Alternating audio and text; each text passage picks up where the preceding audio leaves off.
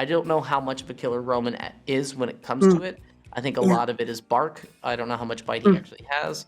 But it sort of depends on how sure of himself and the decision he is. I don't know. He's my pitch.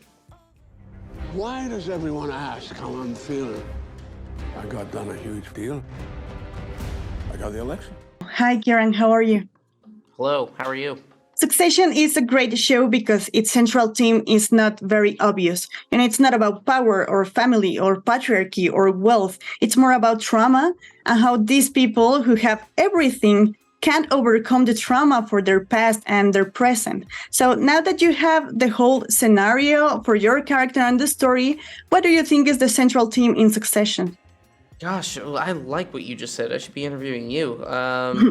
That's good, because it never really felt like it was any of those things. Like it was about power or family. I mean, a lot of that's all in there. But yeah, you saying that trauma is a sort of central thing, that's interesting to me. I can see it. And you said now that I have the full story, I feel like I don't, because I feel like I've made up a backstory, and I feel like a lot of that is pretty full, and then there's what you see. But I feel like there's so much more to go, and there would be so much more to explore and figure out. There's a lot of why does Roman do blank that I've just not figured out, because he's never figured out. And I wouldn't want to. I don't want to be ahead of the character that far. So I don't really know what his trauma is. There seems to be a good deal of something that's messed him up from, like, having a hard time connecting with the people that he loves. But I don't think he understands. I don't think he even fully understands that he has that problem.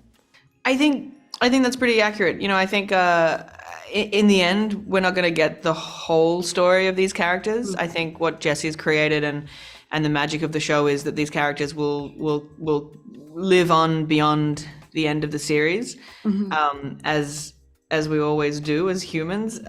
It's a snapshot into these characters' lives for a moment, for 4 seasons. I think people love watching the show because here are people we've been told have it all, but are still desperately unhappy, still not able to communicate with their family, not able to sort of rely on what should be the strongest bond in life.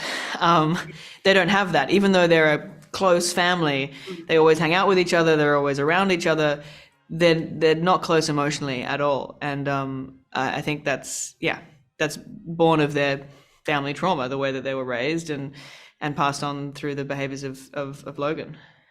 And Greg is also very interesting because he's in a gray area. He's always very transparent about why he decides to choose a side. And for example, I remember when he wants to be with Kendall because of the promise of this watch, and he tells the truth to Tom. It doesn't matter how Tom reacts, he tells the truth. And that is what I think keeps him alive in this family. So do you think is that a virtue or a defect for Greg and his future in the next season?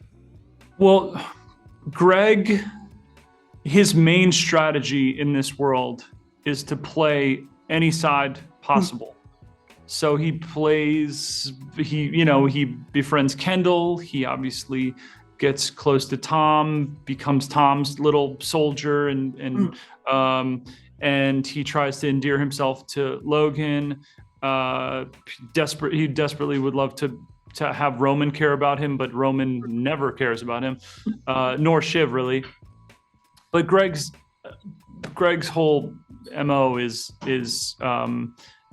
see what card will be most effective to play here, and it's working thus far. I'm not sure whether it's a virtue to be someone who betrays or lies or is disloyal, but that is what he does. And Kieran, when Logan chooses Kendall for the sacrifice at the end of season 2, he explained that he's not ready for the position because he's not a killer. And then we know what happened with this war. And then we watch Shiv weaving networks against Kendall and against Logan.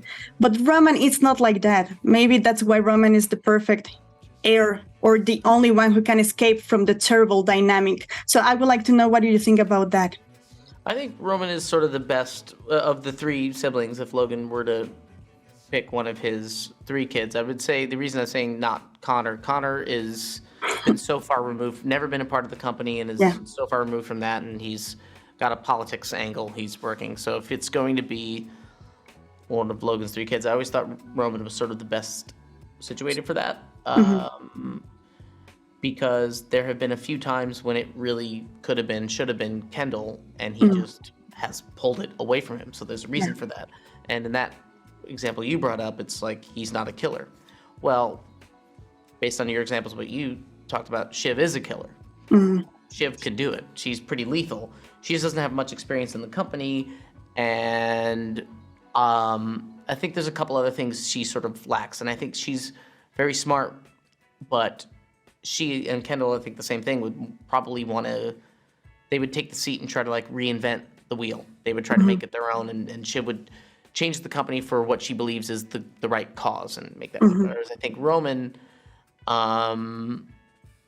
would try to keep the consistency. I think he would just like to keep the company in Logan's vision, which I think is actually probably best for the company and why he's the most well suited for it. He also has a lot of qualities that his dad has, which a lot of it is, you know, sometimes Logan, I think, sort of makes decisions, whether they're the right one or not. He just has to make one because it's time, and you just got to be sure of yourself and do it. I think Roman has that.